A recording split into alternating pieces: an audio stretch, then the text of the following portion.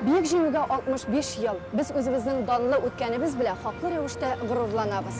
200-дән артык Советлар Союзы герое, 27 дан орденының тулы кавалеры, эре хәрби берләшмәләр белән командалык иткән адмирал һәм генералларыбыз.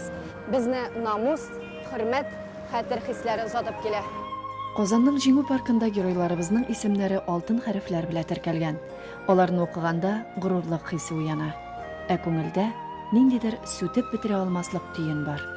Бу исемнәр әйтеп, укып, яратып, яшәп, яшнәп кала алмаган каһарманнар бит.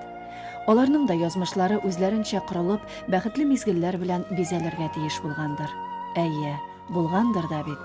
Әмма аларга ватаныбызның азатлыгы өчен сугыш кырларында башларын салырга туры килә. Геройларыбызның исемләре белән Татарстанның Яшел Үзән шәһәрендә 5-нче гимназия музеенда танышуыбызны дәвам иттек. Монда 200 татар героеның исемнәре, сурәтләре, мәгълүматы саклана. Киләчәк буын өчен бу бик кыйммәтле мирас. Фәкать илен, халкын яраткан шәхес кенә бу тарихи ядкәрләрне туплый һәм саклый ала.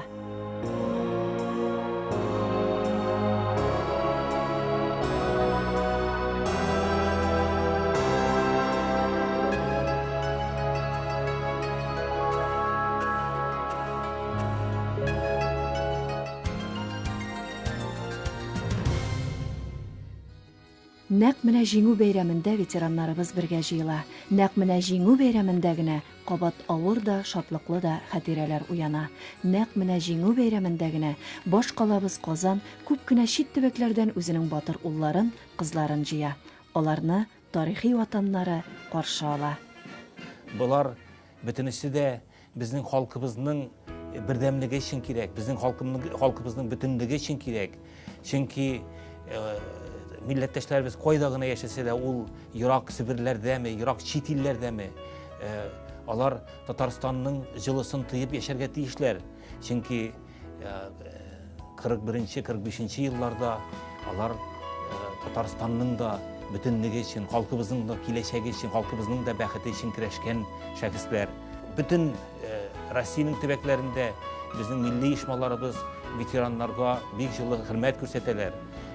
Алар белән бергә Татарстанның да катнашуы бу эшләрдә елдан-ел ныграк сизелә. Быел меңләгән кешеләр Татарстан президентының котлавын алдылар.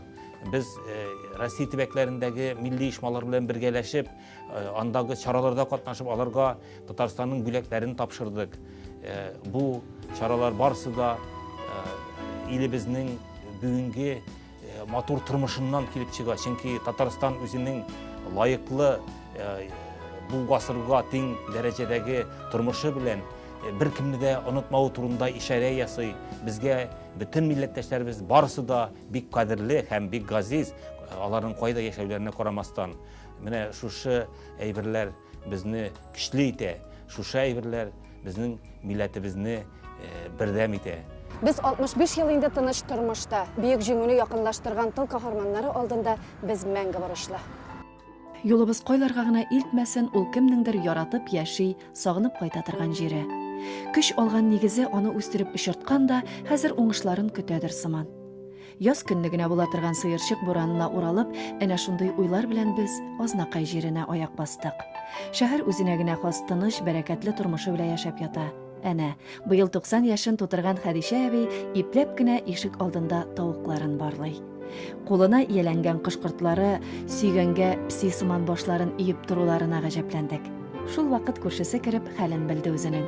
Тиз арада якын тирәдәге яңалыкларны хәбәрләшеп алдылар. Менә шулай һәр көнне. Бер генә нәрсәне Хәдичә әби көн саен искә алырга теләми.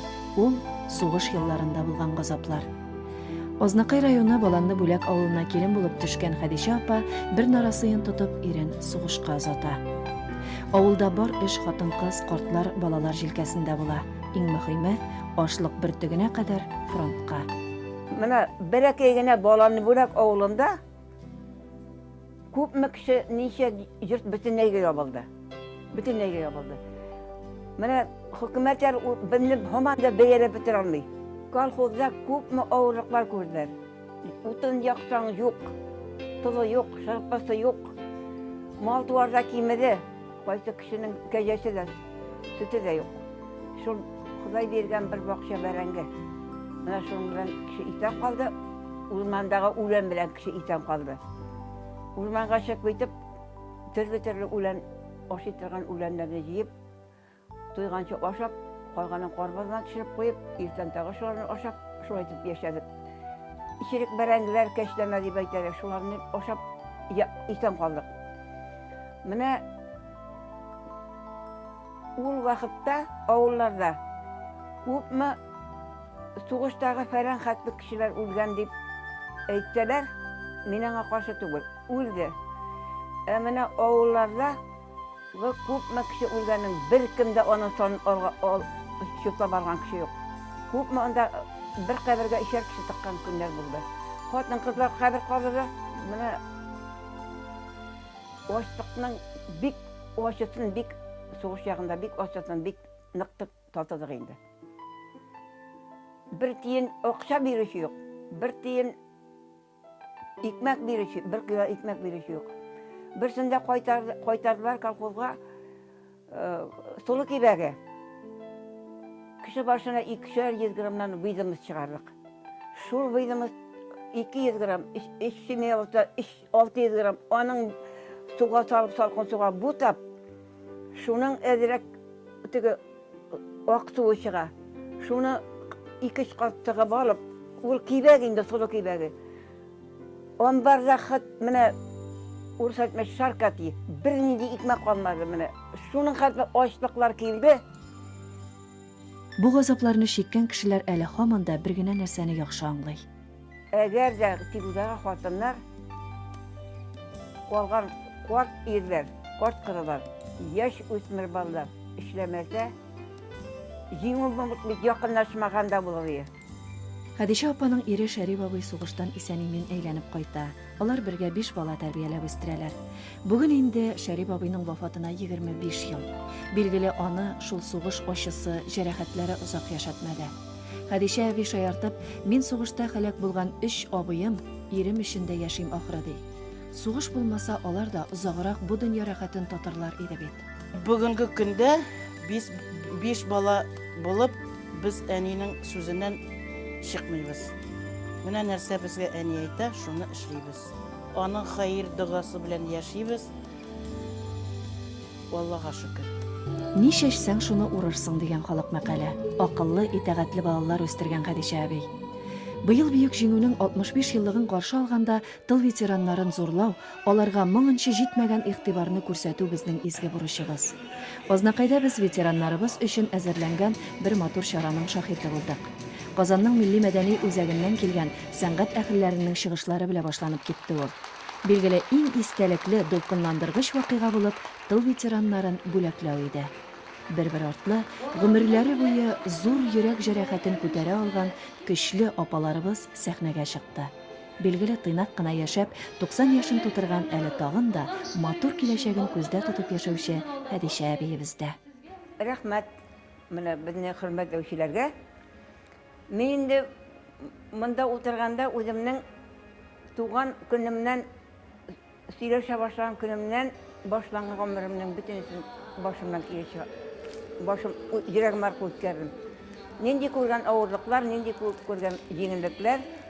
Менә гомерли эшләп, шушы көннәргә килеп җиткән өчен үземне бәхетле әби дип таныйм. Балаларым исән сау, Аллаһка шөкер. Үзем хәзер 91 яшь белән барам. 5 балам бар. 5 балама 5 малай ынык, 5 кыз ыныгым бар. Шул 5 бала 10 ыныгыма 12 юк, 14 правнукларым бар. Тагын бер 4-нче поколение, бер ыныгым бар. Менә пра. Менә шулар белән куанып менә яшим. Аллаһка шөкер. Хәдичә әбинең бәхетле мизгелләрен уртаклашырга аның якындагы балалары, оныклары килгән иде. Әйе, без бала, әниләребез исән вакытта, без милләт, телебез барда, без кеше, хәтер исәндә, барысы да үрелеп бара.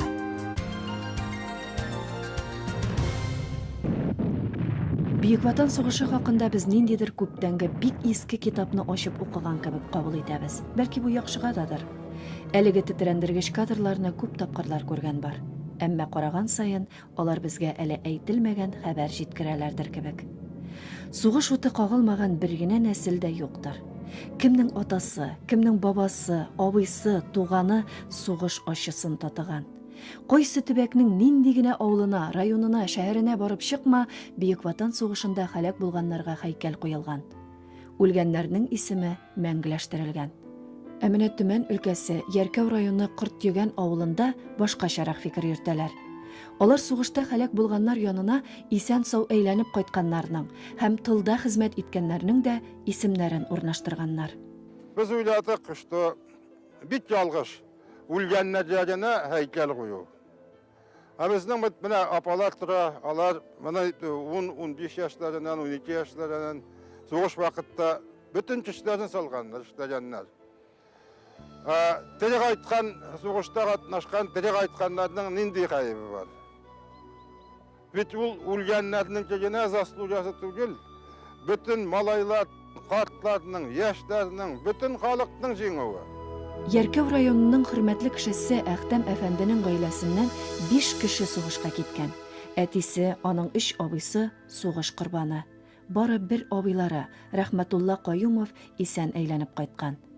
Әлеге һәйкәлдә барысының да исеме язылган. Бу һәйкәл булырга тиеш яшьләргә, киләсе поколенияларга күрсеннәр иде. Үзләренең babaların, əbilərin, ənilərin, ətilərin Allah'tan ürünər alıb, belki bu heykelinin bir vaspitательный rolü bulsun idi. Менә алар безнең тынычлыгыбыз өчен башларын салганнар. Йөрәк җәрәхәте алып туган җирләренә кайткан, ачлыкны, кайгы-хәсрәтне йотып яшәгән, ничек итсә иткән, исән калган абый-аталарыбыз. Бу мизгелдә беркем дә күз яшьләрен яшермәде. Ул урынлы да түгел иде. Ветераннар кулларына кысып тоткан чәчәк бәйләмнәрен берәм-берәм чыгып, һәйкәл ташына салдылар да, күзләрен сөртә-сөртә үзләренең, туганнарының исемнәрен эзләделәр. Ana, bütünle mına bizimkiler mına bu yerden alıp mına bu yerge kadar mına. Yar Muhammed'u bir sabah nahime sabir. Ямака апа сугыш елларында бригадир булып эшләдем ди. 16 яшьлек кыз баланың ул елларда күргән газаплары китап язырлык. Үзе белән бергә 20гә якын туганының исеме теркәлгән һәйкәл күп хатирәләрен кузгатты аның. Гомумән, бу көнне ветераннар белән аралашу авыр булды. Алар сүз сөйләмәделәр. Тыныч тормышыбыз хакына башларын салган фронтовик дусларын искә алып, уйларына, хатирәләренә ярып, бик еракларга киттеләр. Һәммәсенең теләге бер генә иде. Тынычлык булсын, рәгать яшәйек. Менәшә. Без тынычлыкта 65 ел яшибез. Кадерен белик ди ветераннар. Ә мондый һәйкәлләр бигрәк тә яшьләр өчен әһәмиятле. Киләчәк алар кулында бит. Хәтер яшәсә, без дә яшәрбез. Һәйкәлләр. Бер караганда алар тың гына ничек иҗат ителгән шулай тора бирә. Тик аларда күпме күз карашы, нуры, газабы, сагышы сыенган. Без Самар өлкәсе Камышлы районы Иске Ярмәктә. Авылга килеп керүгә күз мәктәп ишек алдындагы һәйкәлгә төште. Ул Фаттаховлар гаиләсенә багышланган. Кемнәр булган икән? Ни өчен аларга һәйкәл куелган? Мәктәп музеена үттек. Бу һәйкәлнең тарихы бик үзенчәлекле. Ярмәк авылында Гыйлметдин исемле япь-яшь егет сугышка киткәннән соң Польша җирлегенә кәләш итеп бер кызны алып кайта. Алар 3 бала тәрбияләп үстерәләр, үстереп килгән вакытта кинәт кенә әби үлеп китә. Һәм Гыйлметдин бабай үзебезнең авылдагы Пәрвәз исемле әбигә иләнә дә, ул аңарга яңадан 4 бала бүләк итә. Бөек Ватан сугышы башланганнан соң, шушы гаиләдәге бер туган булып яшәгән һәм Пәрвәз әбинең дә үз әниләре итеп өлгергән сабыйлар бер-бер артлы үсеп буй җиткерәләр һәм 5 егет бер идән барысы да сугыш кырына чыгып китәләр. Аның өстенә гаиләдәге үскән 2 кызның ирләре дә, инде алар тормышка чыккан булалар, бу 2 ир егет дә сугыш кырына китә. Шулай итеп бер гаиләдән сугышка 7 кеше озатыла.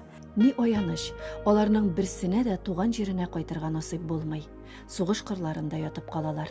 2003 елны әлеге гаиләгә багышланган һәйкәл куела. Біріншіден ол мектеп территориясында тұра. Біз келешек буынны тәрбиелерге тиішпіз. Олар біздің өткен тарихыбызны білерге тиішлер.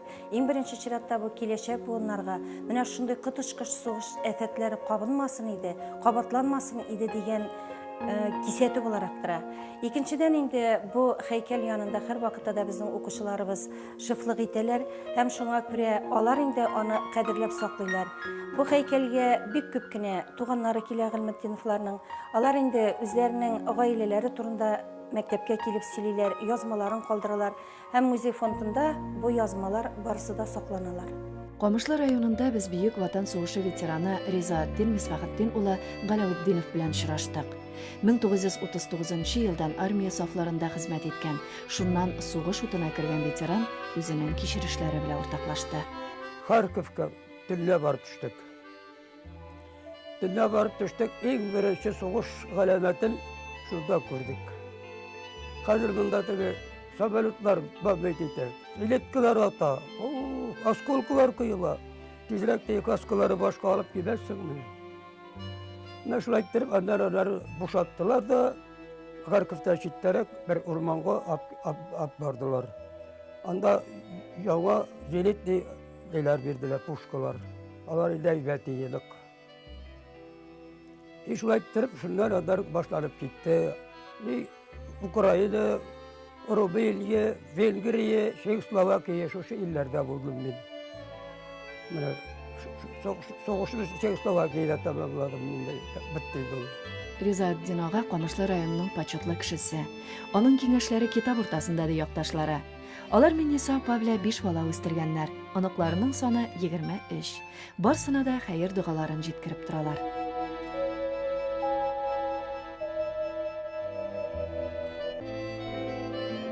Ризаэтдин ага бәйетләр яза, шигырьләр юллый. Җыр күңелле, ару талу белмәс көчле рухлы кеше. Безне ул авыр да, шатлыклы да минутларында бергә булган Тальяны белән озатып калды.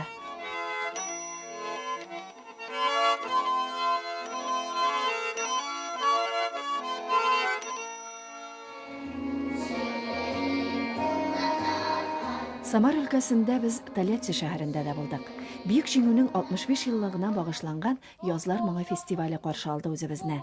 Сәхнәдә ветераннарны хөрмәтлиләр. Балалар тырыша-тырыша чыгышлар ясый. Матур күренеш. Гомумән, бөтен дөнья гөрли. Батырларыбызга дан җырлый.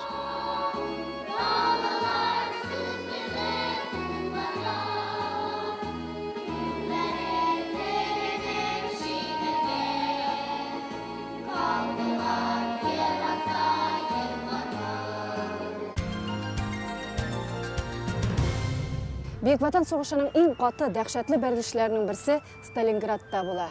Юлыбыз Сталинград, хәзерге Волгоград шәһәренә.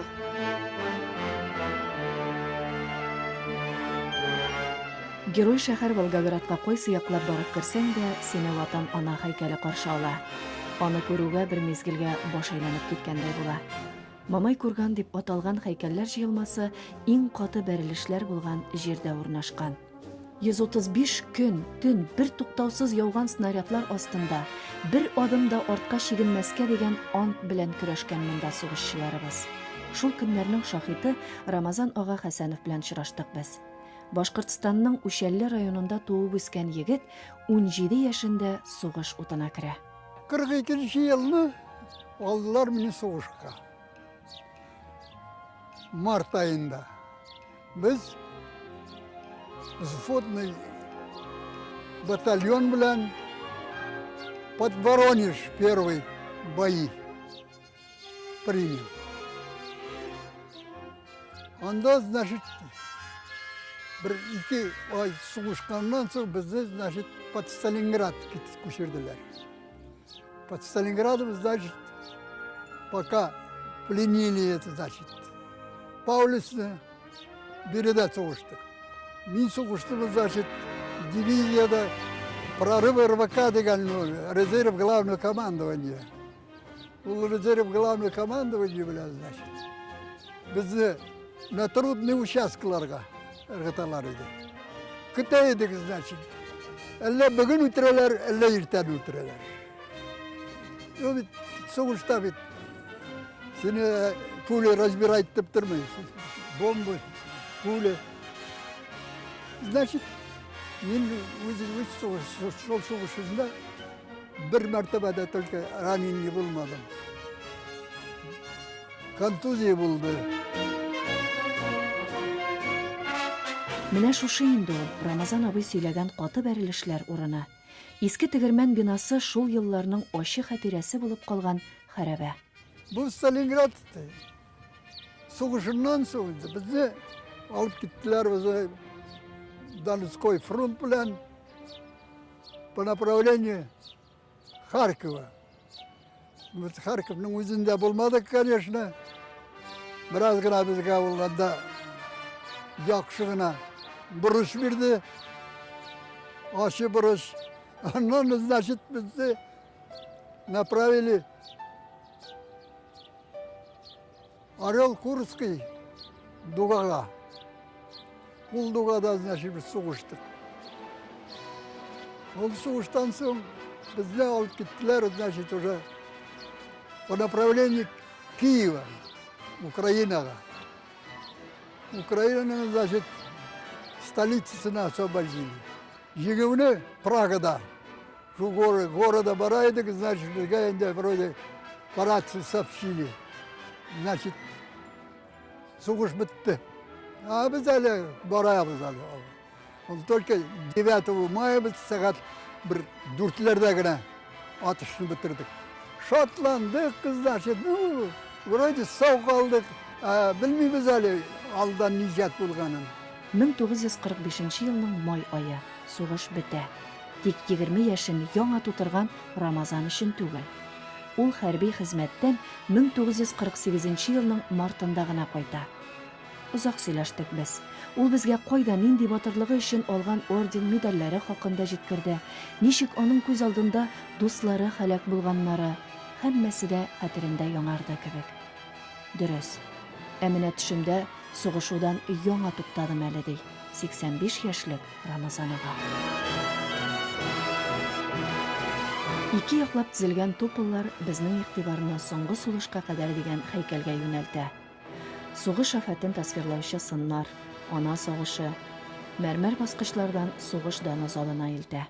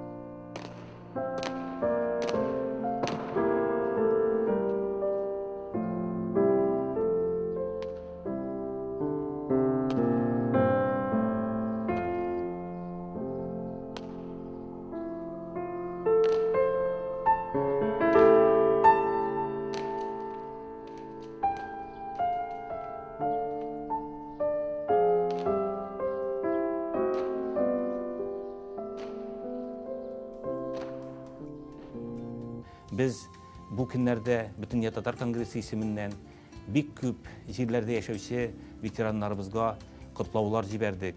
Şuşu kıtlaular alarga barıp jitsin. Hem elbette şuşu kıtlaular arkalı biz halkımızın güngel жылысын her kimge, her veteranga, her tıl batırlarına jitkirge tiyişbiz. Sizge isenlik, sağlık tileybiz. Gelecekte de şulay ilibizning матурлыгын раслап, илебезнең батырлыгын раслап, халкыбызның батырлыгын раслап яшәргә язсын иде. Гомер уза, еллар ул дәһшәтле вакыйгаларны ерагайта. Исәннәрнең кадерен бел, үлгәннәрнең каберен бел ди халык әйтеме. Бу халкымның хәтереннән мәңге җуелмас. Шунсыз мөмкин түгел. Бәхетле имин яшәр өчен ата-бабаларыбызның көчле рухы, хәер фатихасы кирәк. Ә саклау, яшәтү безнең үзебез өчен мөһим.